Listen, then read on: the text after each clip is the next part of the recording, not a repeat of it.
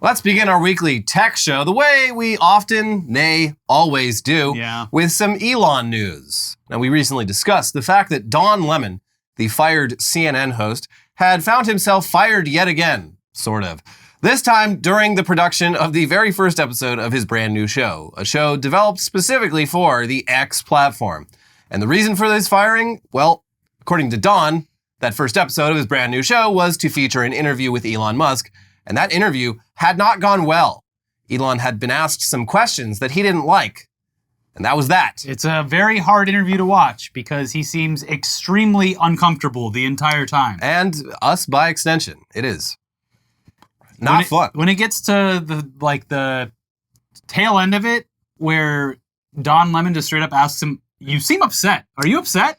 It's a train wreck. So we got a little taste of the interview last week, and the footage certainly did depict what appeared to be a grumpy adult baby reacting very poorly to being asked some very basic questions. Yeah. But since then, the full interview has been posted to X and also YouTube and various podcast platforms. And to be honest, it's not really worth a full watch unless you're a real glutton for cringe and discomfort.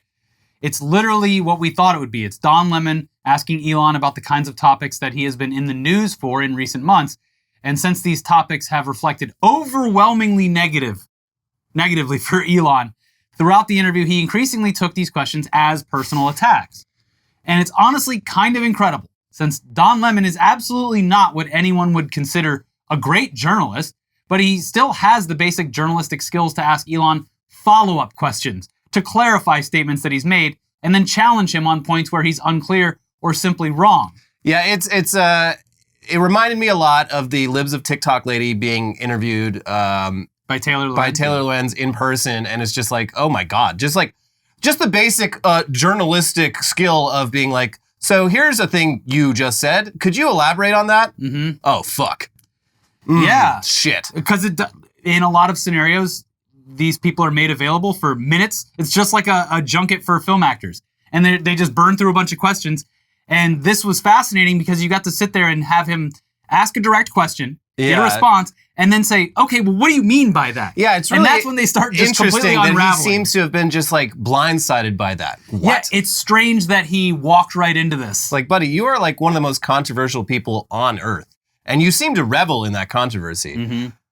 So this is clearly not what Elon thought he was signing up for. And he at one point literally says, quote, "I don't have to answer questions." Okay.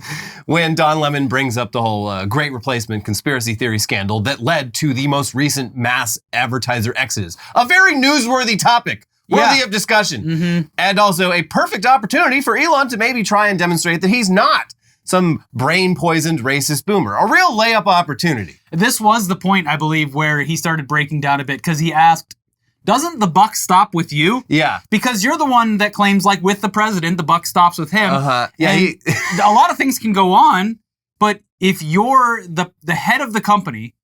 You can't blame the advertisers for your... Yeah, he didn't like that.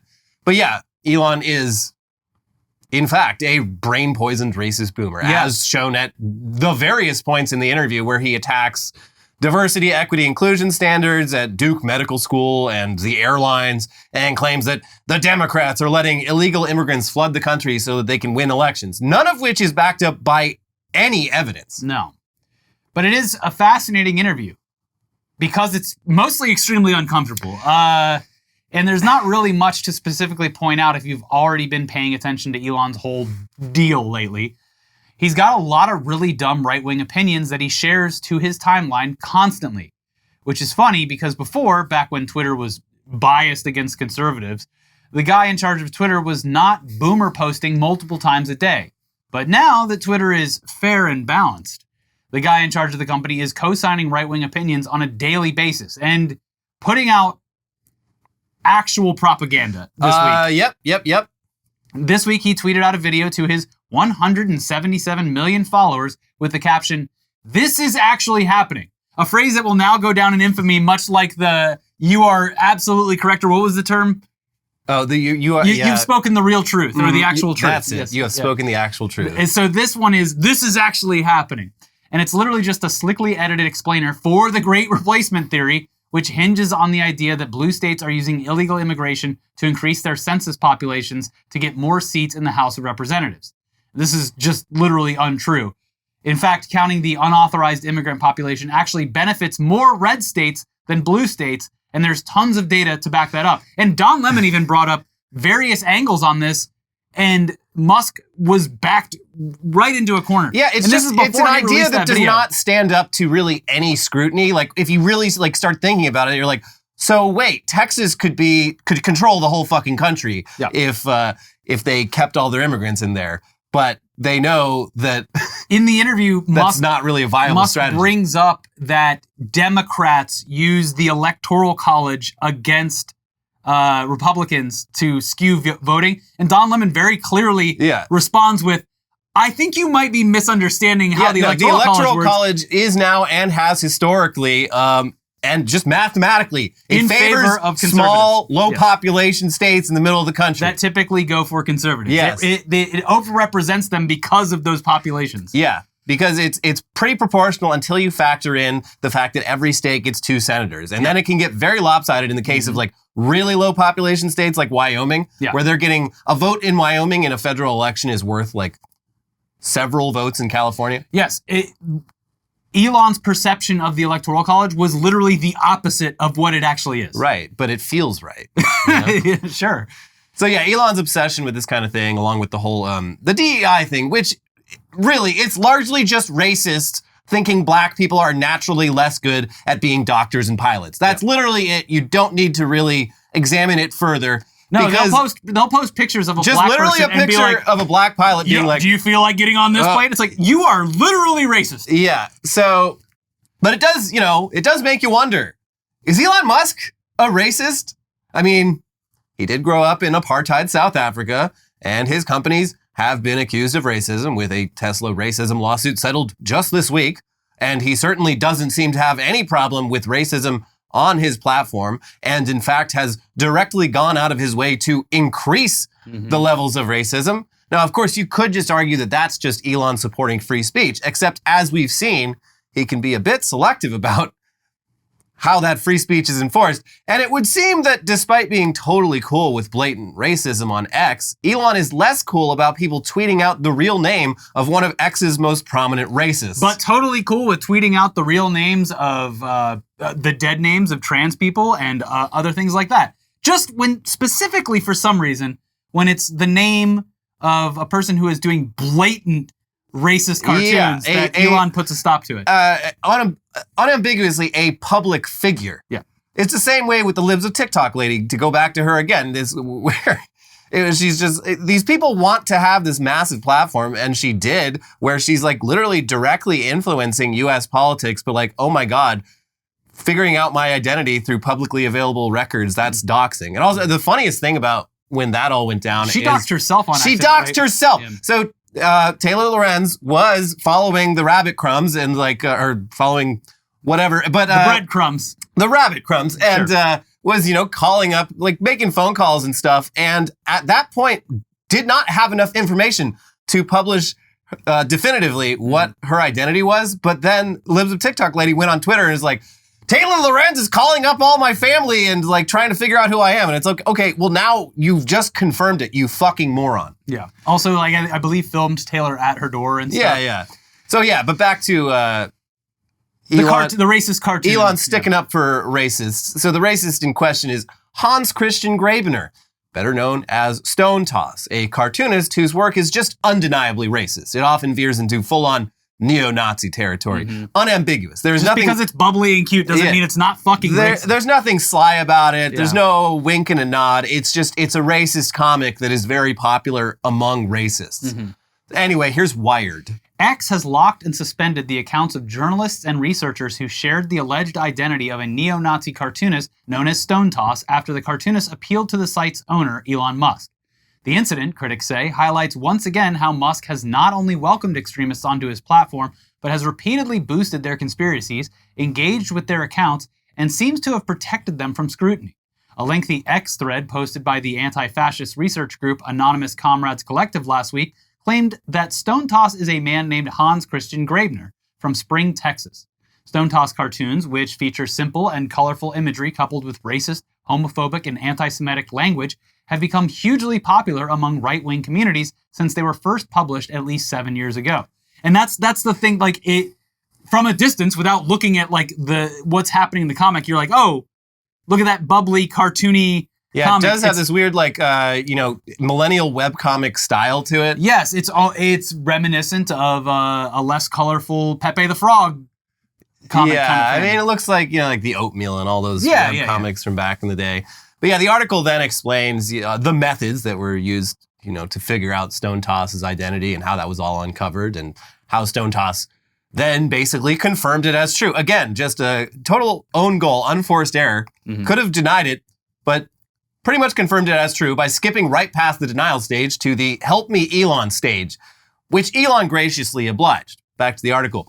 Hours later, the account associated with the anonymous Comrades Collective that posted the thread was deleted, and the account was suspended. On Friday, dozens of users, including a number of researchers and journalists, began discussing the incident and posting some of the details of the research, including Graebener's name. X locked down many of these accounts and ordered them to delete the offending tweet to get full access to their accounts back. Among those targeted were Jared Holt, a senior research analyst at the Institute for Strategic Dialogue, who covers right-wing extremism, Hannah Gaze, a senior research analyst at Southern Poverty Law Center, and Stephen Monticelli, an investigative journalist for the Texas Observer. Wired has also published Monticelli's work. X also imposed a ban on sharing the link to the anonymous Comrades Collective blog detailing its research. Wired verified this on Monday morning by attempting to post the link, only to be met with a pop-up message which read, "We can't complete this request because this link has been identified by X or our partners as being potentially harmful." This, of course, just created a Streisand effect with way more posts about how Stonetoss is Hans Christian Graebener than there probably would have ever been otherwise. And sure, you might argue that there's nothing political here. Elon isn't actively protecting the identity of a popular neo-Nazi. This is just X enforcing its terms of use. And that's the official company line from Elon and from other X representatives. Except, no, it's fucking not. You just made that up because here's the actual policy. The following are not in violation of this policy: sharing information that we don't consider to be private, including name, birth date, or age, etc. It also says it's not doxing if it's information that's publicly available or is being covered by mainstream media, which it clearly is. So what we have here is yet another example of Elon Musk's very selective dedication to free speech being used to help racists and hurt anti-racists. It's enough to make you wonder if perhaps Elon Musk himself might be a racist. Yes, curious, concerning. Indeed. Looking into this. Now, of course, there's another possibility here. Maybe Elon Musk isn't racist, but he just wants to be loved and knows that appealing to the far right is an easy way to get a ton of dumb people to worship you and always show up to defend your honor. His brain might just be A, B, black and white, just these people are not nice to me. No, that's definitely a factor. And for some reason, these lovely people over here on the right seem to hang on my every word and support me in everything I do. And especially the more I retweet their stuff, they love me even more. Yeah. Our guess is it's a little bit of both. He's genuinely believes this shit, but he also likes the attention and knows that this is a great way to get positive attention. Yeah. Plus, Elon being kind of dumb and also on way too many drugs, those are probably factors as well. But this week, we got some very interesting insight into this idea of pivoting to the right solely as a PR strategy via a legal filing in Sam Bankman-Fried's sentencing process. Here's Business Insider. After FTX declared bankruptcy in November 2022, its founder and former CEO came up with a list of terrible ideas. In a Google document, which was prefaced "random, probably bad ideas" and labeled confidential, Sam Bankman-Fried listed ways in which he might be able to rebuild his reputation. The list included attacking the bankruptcy lawyers, which he ultimately did, attacking the rival cryptocurrency exchange Binance, ditto, and doing an ABC News interview with author Michael Lewis. Lewis does not work for ABC. The most striking item on the list was going on then Fox News host Tucker Carlson's show to come out as a Republican. On Carlson's show, Bankman-Fried could come out against the woke agenda and also criticize the bankruptcy lawyers who took over FTX and were trying to get money back to defrauded customers, he wrote on the list. Yeah, and in another section, he listed people and groups that he could potentially ingratiate himself with for public support. And one of the options was alt-right? This particular strategy was never attempted, but other strategies from the doc were, to no avail, of course. This man is going away for a very, very long time. Yeah. It's just very fascinating to have it spelled out so plainly that pivoting to the right is a viable PR strategy for someone who otherwise would have trouble getting the public on their side. But back to Elon, though. He does have some other reasons, aside from the culture war anti-woke bullshit for embracing the right wing. Because at the end of the day, that stuff is really just window dressing for a conservative agenda that's mainly about making sure the rich stay rich. That's the real thing going on here. His aligning himself with conservative values and pushing whatever they want him to is really just for his own self-benefit for his companies. I mean, I think it's all happening at once in that big brain of his. I do think his brain has been rotting for a while now, so he is probably believing everything, but it also benefits him in multiple ways. Yeah. Yeah.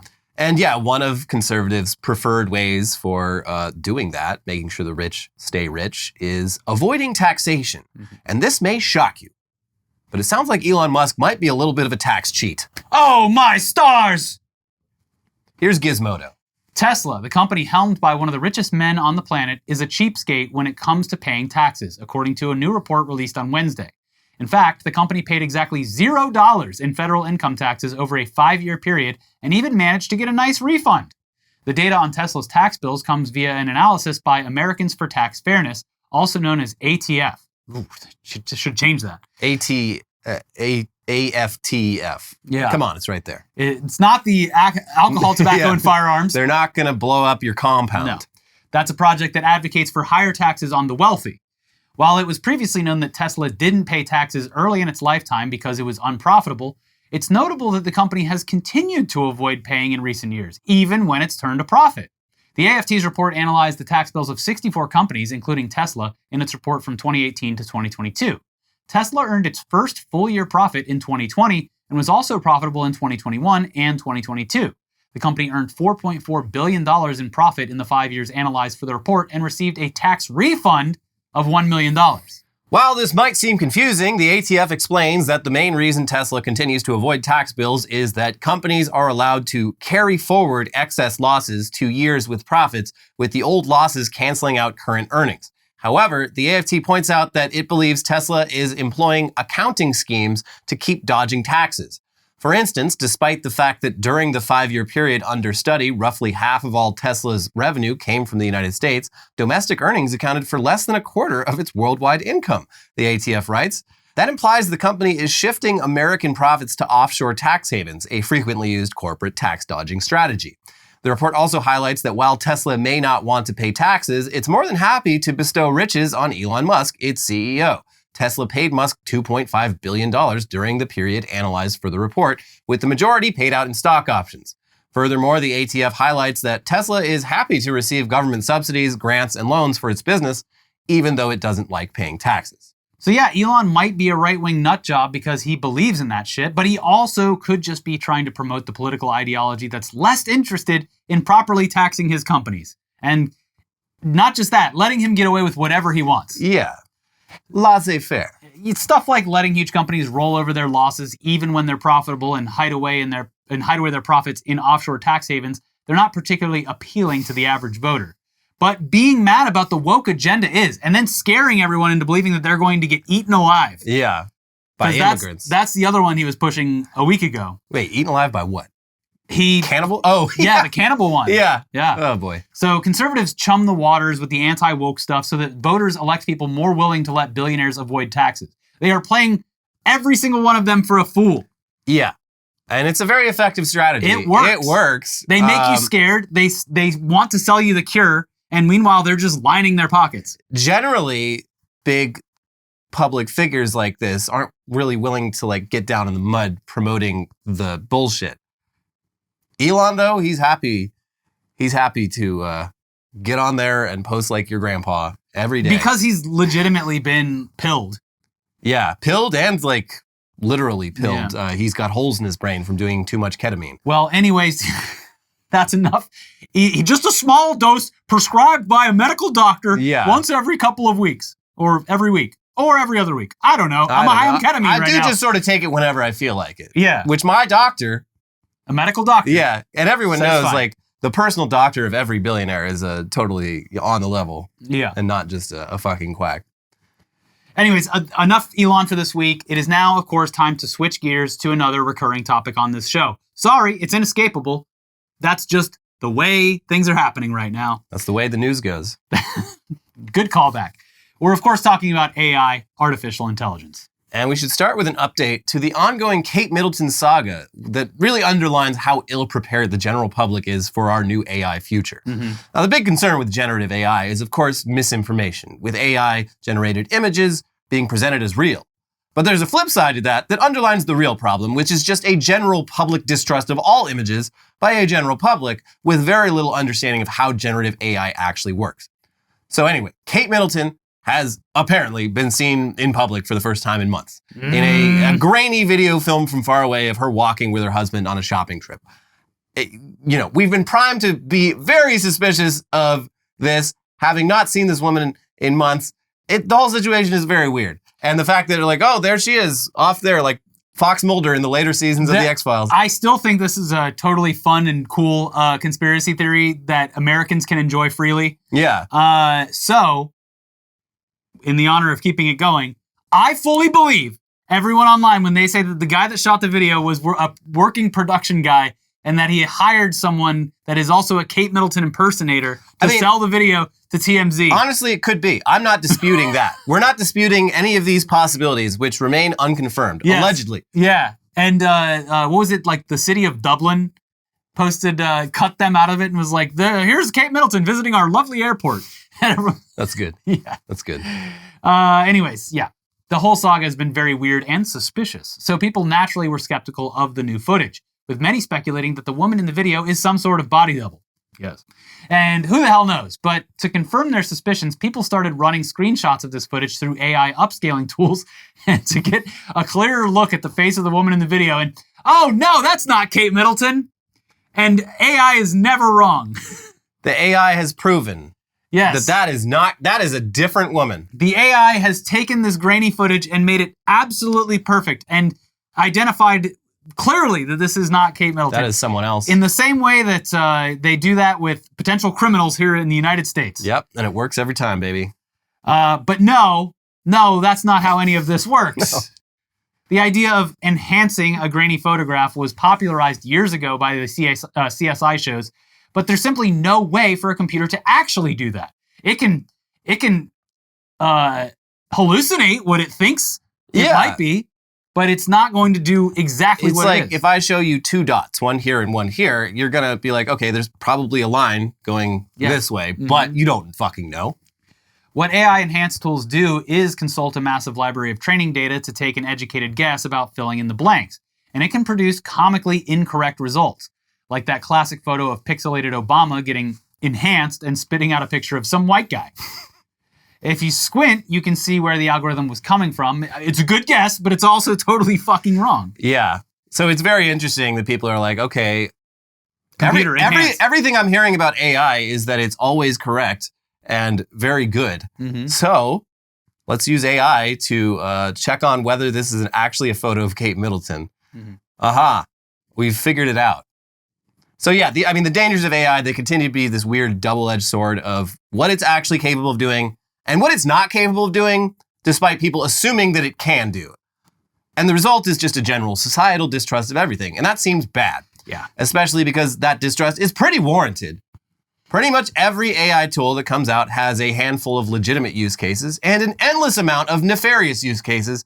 And a great example of this from last week is a new AI tool from Google called Vlogger. This isn't anything particularly new. Other companies have done this exact thing before, but it is interesting that it's Google promoting it. Basically, you give the AI a still photo and some spoken word audio, and it creates a realistic video of the person in the photo saying those words, along with realistic facial expressions, head movements, and hand gestures. As the name implies, this is being presented as a way for people to vlog, with one AI Twitter account declaring, now anybody can become a YouTuber. But wait, hold on, that's fucking stupid. What are you talking about? Shut the fuck up. They can already become a YouTuber. What are you talking about? Anyone with a phone can film themselves talking and upload that to YouTube. This solves a non-existent problem. Also, this specific tech and the way it looks has been around for like over a decade. They were getting the Mona Lisa to talk years ago. I mean, this is a little more, this has like actual like body movement. I know, but this isn't just like a jib-jabbing up. That's the first thing it reminded me of is like the dancing elves. This is a little Christmas more tree. convincing than that. So nobody is going to use it to become a YouTube vlogger. Yeah, what? That's so weird. It is strange. The fact that they literally named it vlogger. Yeah. Oh man, so many people who previously were unable to vlog, now the future is theirs. What?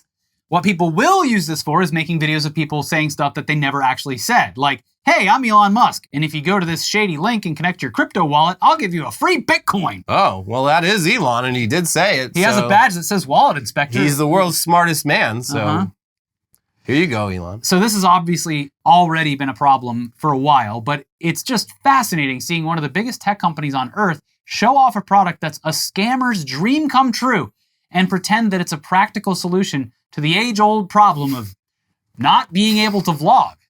Fuck you, Google. Yeah, shut the fuck up. What are you doing? And like it drives me mad. Like all these companies claim that like, we're really concerned about, mitigating potential risks. But like they present this stuff like as if this has never even fucking occurred to them. Like, oh yeah, I guess now that you mention it, yeah, this could maybe be used by someone with bad intentions. But I mean, we had to be first to market. I'm sorry. Yeah, and simply the time has come. It's taken so long for people who want to vlog to be able to vlog.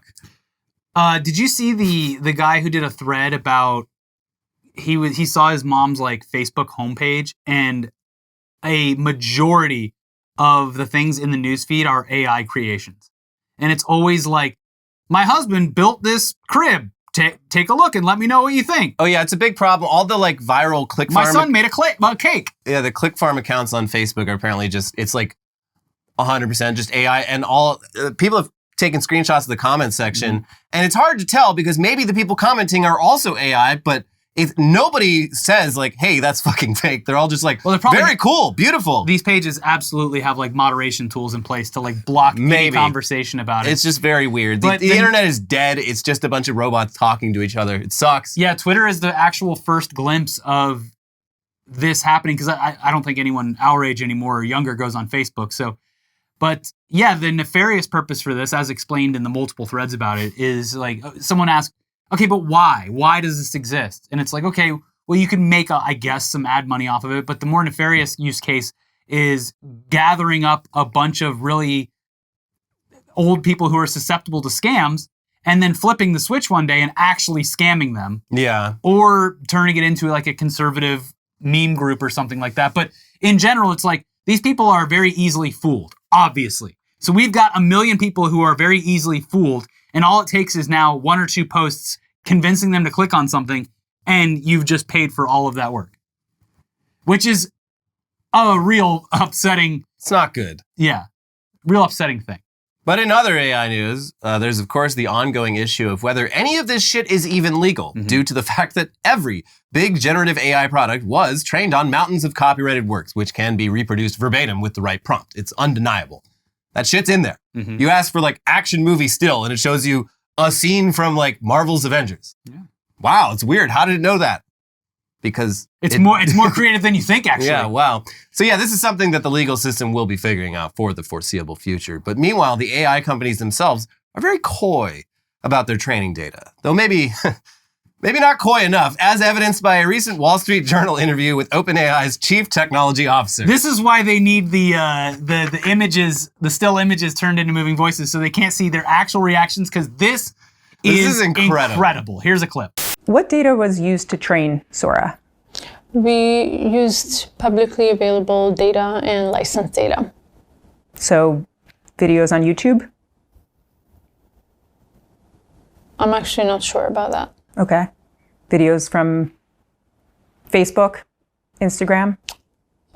You know, if they were publicly available, publicly available to use, there might be the data, but I'm not sure. Yeah. I'm not confident about it. So what was that face? What was that face?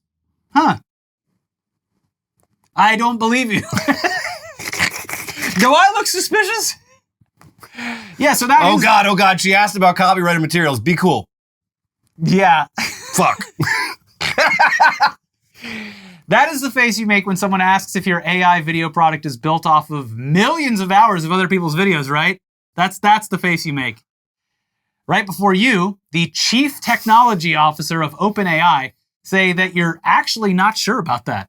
How would I know? I've just run the technology side of this company. Literally, it is just a title. I don't know. I'm just some person. So is that even your facial expression, or did you just steal it from a YouTube video of that guy in LA Noire who's really bad at lying? I don't know. I couldn't tell you. Mm-hmm. I don't know. So yeah, that's incredible, and it's just so cool that no one at these companies can really like give firm answers on anything because about that their would products. Implicate them in potential crimes. Yes, but it's just an ongoing pattern of like they won't explain anything about how they were built, and they're really bad at explaining like what any of this shit is for. Yeah, what is the point? What is the actual purpose of this? Also, like, people are calling seems like out they're just doing it because they can and because everyone's like clapping like, hey, more AI. But like, what is this for? What is the end game? And it's very interesting. Like Adobe's stock fucking took a shit last week because the people are just like, wait, so you're spending all this fucking money on this AI stuff and you have no data to support the idea that any of this is actually being used or adding value to your product. Mm-hmm. In fact, there's evidence that people are more and more inclined to abandon Creative Cloud because they hate what you're doing here. Yeah. Other companies are apparently, they're trying to tamp down expectations for AI. They're like, wait, look, we know we said this would be huge in like 2024, 2025. Maybe stretch it out to 5 years. Yeah. It's looking more and more like VR, which like came out over 10 years ago. And they're people already are using like, it in movies. That movie that apparently has great reviews just got called out for using AI in the graphic stuff. Yeah. That was very disappointing. I'd be interested Late Night with the Devil. I'd be interested to see at what point in the production that came in, because I would hope that the actual production team behind it didn't make that decision, and it was like the studio being like, "Oh, we need the graphics." So yeah, in that one, it's like the movie takes place in like the 70s, and it's like a 1970s like we'll be right back graphic. The movie's about a talk show, and yeah, you look at it and you're like, that is undeniably AI art. There's just like weird. It looks like an illustration, but no illustrator would ever add these like weird little details there. Like it wouldn't make sense, and the hands are all fucked up, and it's just like, yeah. That really takes me out of like the immersion of watching a movie that's supposed to be like a found footage horror movie from the 70s. Yeah. If it is just blatantly fucking obvious that a graphic you're using in it was created by fucking DALL-E. I had a first-hand experience with it. I was at the dentist the other day, and on the TV they like to put on the natural or like the relaxing music. Mm-hmm. So they would go up to YouTube and they're like relaxing whatever. Literally, the fucking graphic that's on this video was completely AI. It was like an AI creation of a cafe, but it was clearly AI. Like plants were going in ways they shouldn't have gone. All of the menu board out front was all scribbles. Blah, blah, blah. The word didn't make sense. And at that point, and I was sitting there, and after a while, I was like, I think the music is AI too.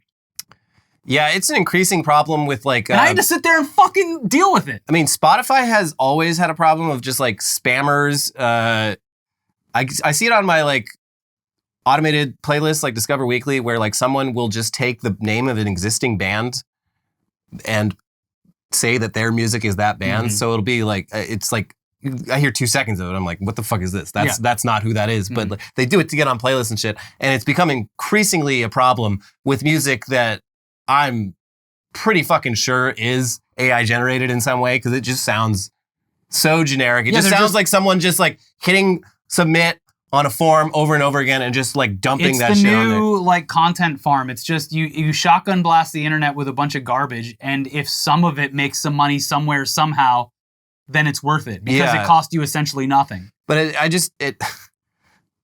like the whole fucking the internet is gonna be just like 90% like fake fucking crap. That's why we have to survive as long as possible. Also, yeah, it is funny. Like YouTube's thing is like, don't worry, everyone. We made it so that people have to acknowledge. You have to acknowledge if you used some AI stuff, which good. It's literally the video of that security guy going, yeah, come on.